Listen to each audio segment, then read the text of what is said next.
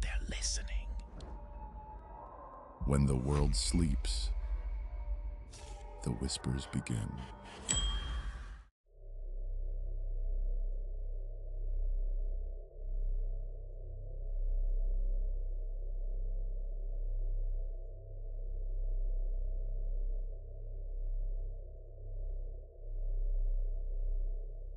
The static came first, thin, brittle, like frost forming across an open frequency.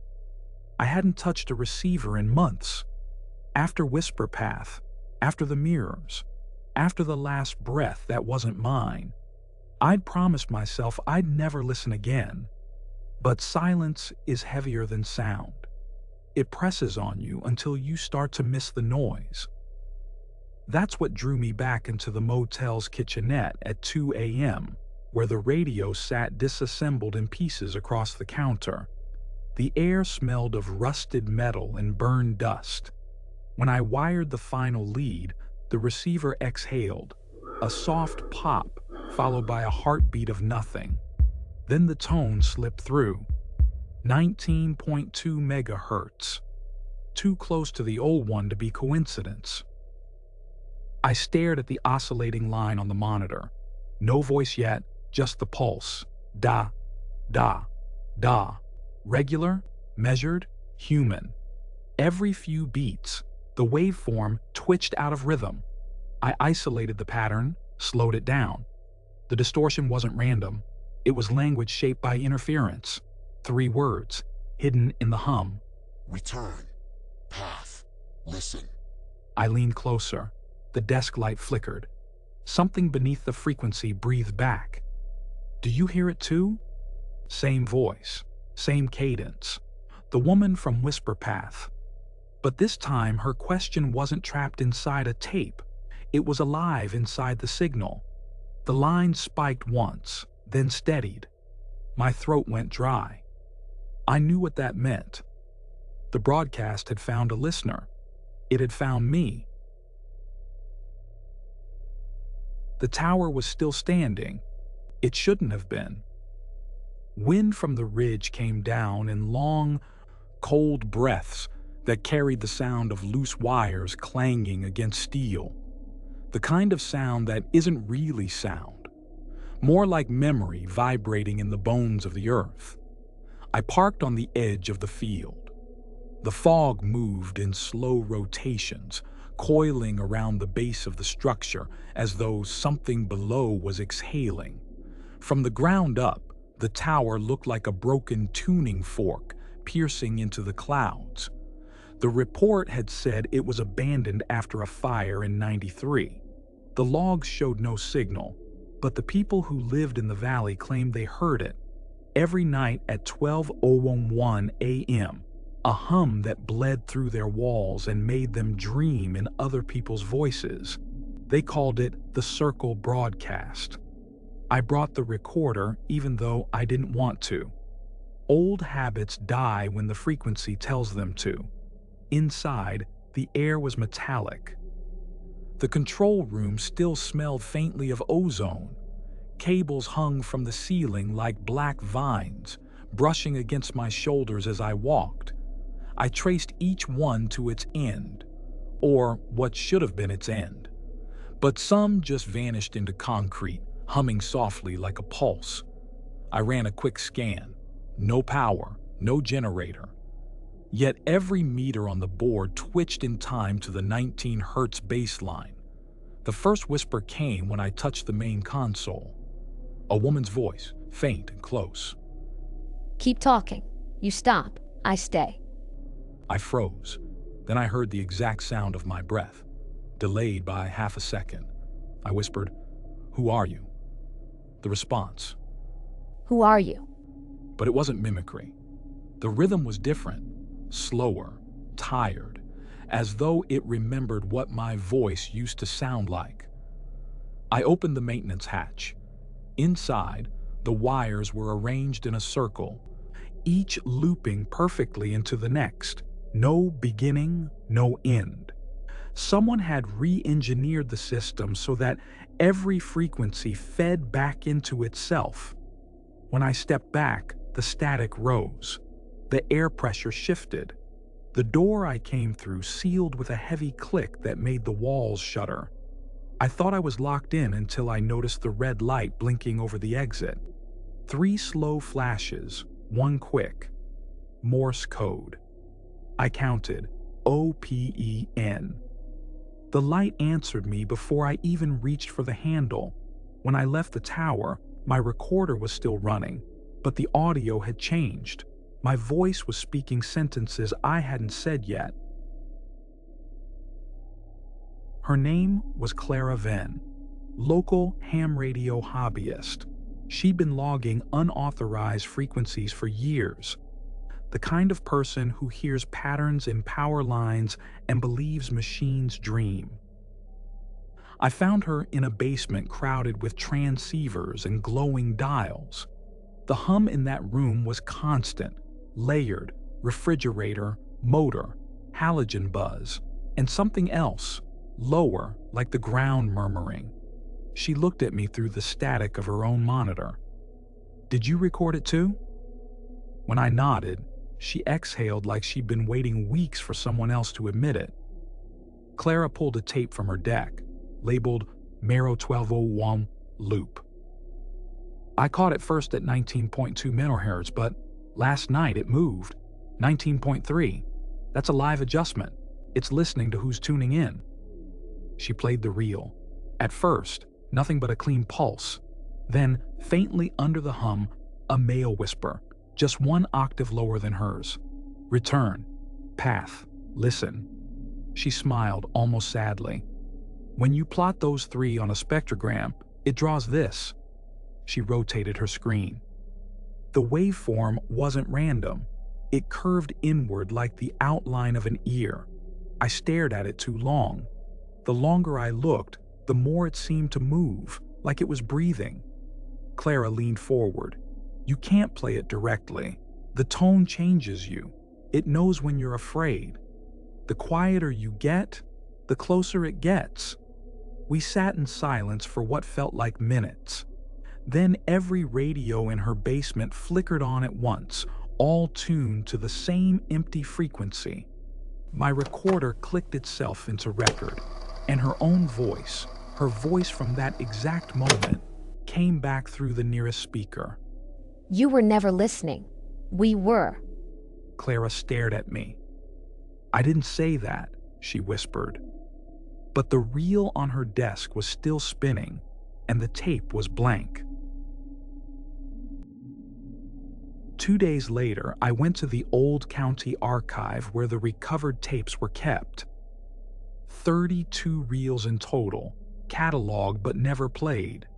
They'd been labeled only by date, the most recent, 1987. The clerk hesitated when I asked to hear them. He said, "They make the building hum." We brought the first reel into a soundproof booth. The air went heavy when I hit play. The recording began with a single, steady tone, low enough to feel in my chest, and the faint sound of paper being turned. Then, a man's voice, calm, methodical, fading in and out of clarity. Experiment number 12. Amplitude unstable. Voice contamination increasing. Halfway through, another voice overlapped his. A woman repeating every phrase in perfect sync, except for one difference. She added a line after each sentence, completing it.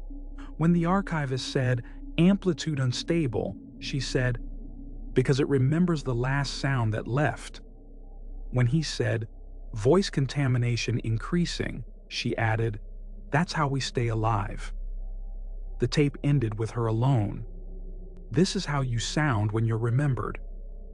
The archivist reached for the stop button, but the reel kept turning long after it should have stopped. Then the lights dimmed, and I realized it wasn't just turning. It was breathing. Every exhale from that machine carried heat, as if the magnetic strip itself was burning memory into the air. I logged the moment as audio degradation event NANA 19.2. When I played the file back later, I heard my own name whispered in the static. By the second week, the signal wasn't just on the radios anymore. It was inside everything. Streetlights flickered in rhythm to the 19 hertz tone. Transformers buzzed in chord sequences. Even the air vents at the motel began to whistle patterns I could almost translate. The entire town was humming the same note, as if the landscape had become one enormous recording surface.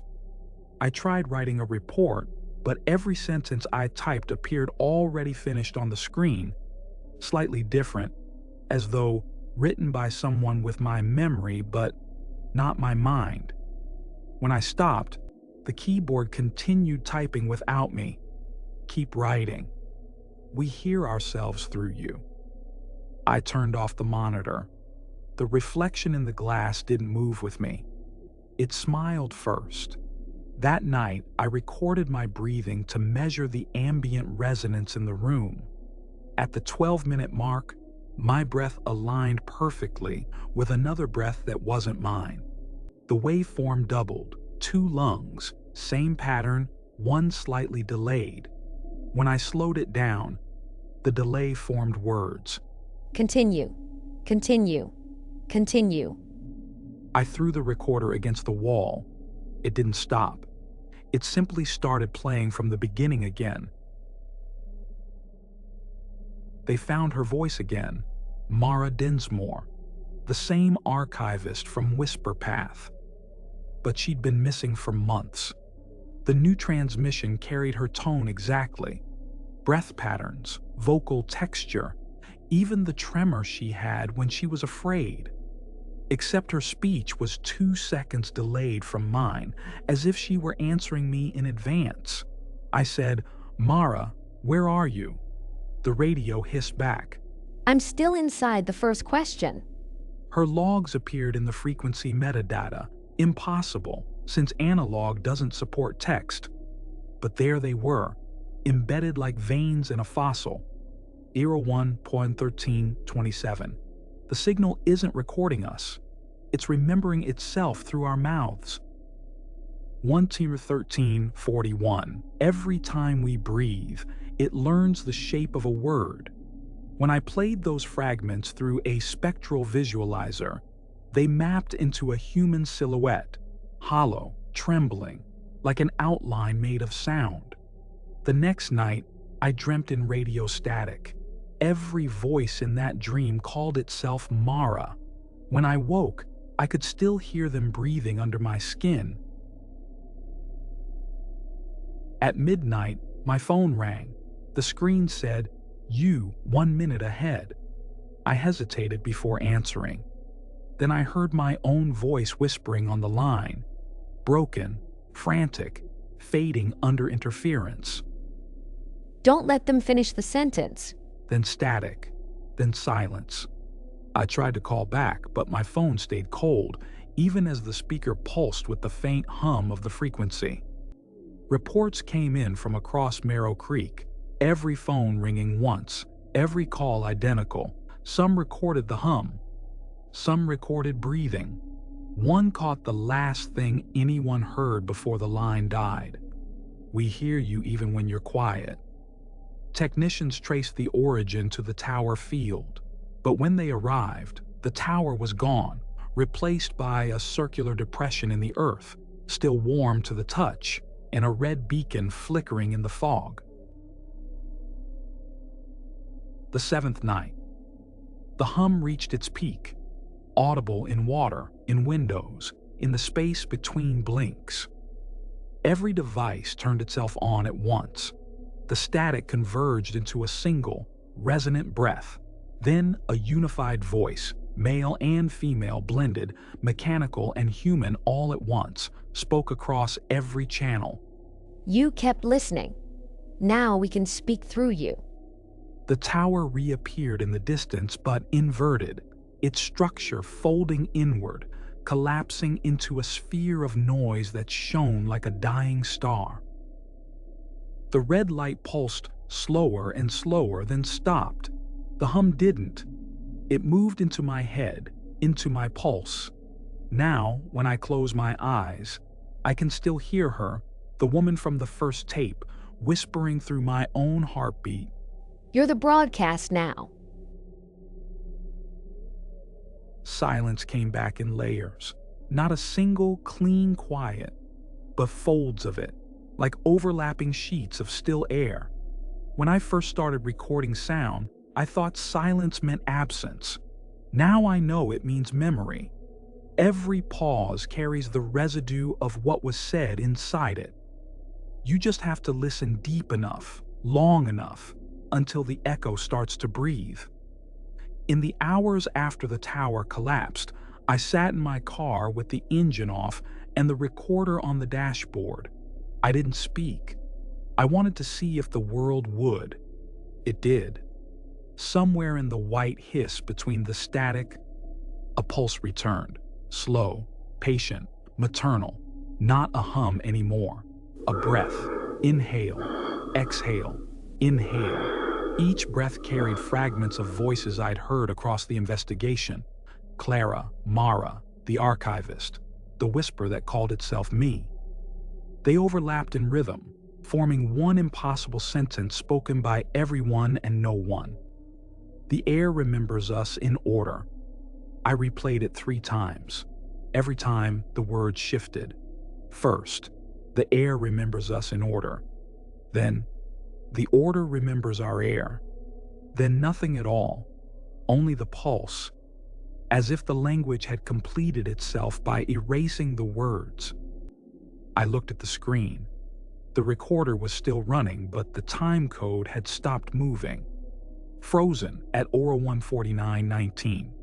Outside the windshield, fog rolled like smoke across the field. I could still see the red beacon, not flashing now, just glowing steady, buried inside the mist like an ember that refuses to die. I stepped out. The soil beneath my boots was soft, warm, as though it had been exhaling for hours. When I reached the center of the depression where the tower once stood, my phone vibrated. New voicemail. Unknown number. I pressed play. My own voice whispering, If you're hearing this, it means you never stopped recording. Then another breath. Softer. Closer. Female. You kept us alive by listening. I looked around. No one there. Just the fog, breathing back. I knelt and placed the recorder on the ground. It hummed faintly, syncing with my heartbeat. I whispered, What do you want? The soil beneath the device trembled. The light on the recorder blinked once. Then a voice, calm, almost gentle. To remember. Through you. It wasn't a threat. It was a confession. The wind shifted. Somewhere distant, I heard the faint harmonics of the 19 hertz tone rising again, spreading out across the valley like a ripple in time. Maybe it would reach another listener, another night. Maybe that was the point. I realized then that I hadn't escaped anything. I'd only inherited its memory. That's what the circle meant, not a trap, but a lineage. Sound passing through bodies, through recorders, through the thin electrical veins of machines, learning how to live by echoing. Every whisper is a rehearsal. Every silence is a stage.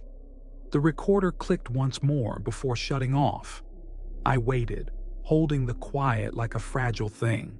No static, no hum, just heartbeat and breath. Then, faintly, from somewhere deep inside the air, we're still here. The whisper lingered, then fell away, like the end of a dream you can't fully remember. I turned toward the car. My reflection in the window looked back a half-second late, tired eyes, static crawling at the edges of the glass. It smiled first. I left Marrow Creek before sunrise. The radio stayed dark all the way down the highway, but every few miles a faint pulse rose under the tires, the asphalt humming in tune with the frequency. When I stopped at a gas station, the clerk asked if I'd been up by the old field. I told him no. He said he could tell I had. People who go there, he said, carry the hum with them. You can hear it in their breathing. He was right. Even now I can. When I close my eyes, it's still there. 19 cycles per second. Soft. Infinite. Not loud enough to scare me anymore. Just enough to remind me what silence costs. I think that's what Mara understood in the end. That the broadcast wasn't about transmission. It was about continuity. Voices finding ways to stay alive inside whatever would listen. Tape, wire, skin, air, doesn't matter. As long as something can echo, nothing really dies. So, if you're still hearing this, if you've stayed through the static, through the hum, through every flicker of red light and broken voice, then you already know what happens next, because now you remember the sound too. And that's all it ever wanted. Silence isn't the end. It's just the next frequency waiting for someone to press play. This is Whispers at Dark. Keep your volume low. And whatever you do, don't answer when it calls back.